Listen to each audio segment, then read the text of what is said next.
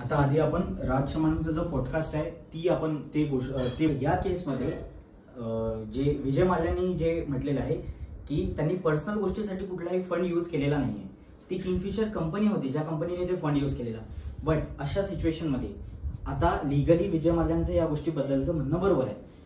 एक कन्सेप्ट राहतो लिगलमध्ये corporate wave नावाचा. कॉर्पोरेट वेव्ह म्हणजे काय की कंपनीचा जो ओनर आहे आणि कंपनी आहे ह्या सेपरेट एंटिटी आहे. इन केस जर समजा कंपनी बँकरप्ट झाली तर जे ओनर राहतील, जे ओनरशिप ज्यांच्याकडे आहे कंपनीची, त्यांचे जे पर्सनल असेट्स आहेत त्याच्यावरती कुठलेही क्रेडिटर्स आहेत ते हात लावू शकत नाहीत, कारण हे सेपरेट एंटिटी आहे. कंपनी एक सेपरेट आहे आणि जे ओनर्स राहतात ते सेपरेट आहेत. या केसमध्ये विजय माल्यांचं बरोबर आहे की वेगळे वेगळे एंटिटीज आहेत. बट याच्यामध्ये एक एक्सेप्शन आहे.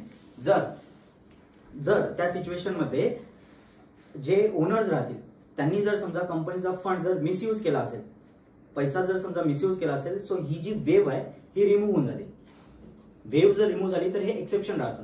सो त्या केसमध्ये जे क्रेडिटर्स राहतील, ज्यांनी लोन दिलंय, कंपनीला लोन दिलाय, ओनर्सला त्यांना लोन दिलाय, त्या केसमध्ये ते क्रेडिटर्स असतील, बँक्स असतील, हे जे ओनर्स आहेत त्यांचं काय म्हणतात आपल्याला त्याला मान पकडू शकतात, म्हणजे ते रिकव्हरीसाठी काही पण करू शकतात.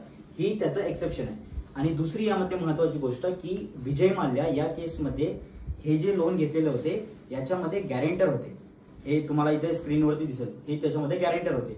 सो गॅरेंटर असल्यामुळे in case of a bankruptcy in the company, Vijay Mallya हे गॅरेंटर असल्यामुळे त्यांचे पर्सनल असेट हे सीज होणं बरोबर आहे. सो ज्या हिशोबाची सिच्युएशन आहे, ज्या हिशोबाची एसबीआयने, गव्हर्नमेंटनी, ज्या कुठल्या एन्फोर्समेंट एजन्सीज आहेत यांनी जी ऍक्शन घेतलेली आहे ही कायद्याने आणि ऍक्टनुसार आणि प्रोसिजरनुसार बरोबर आहे.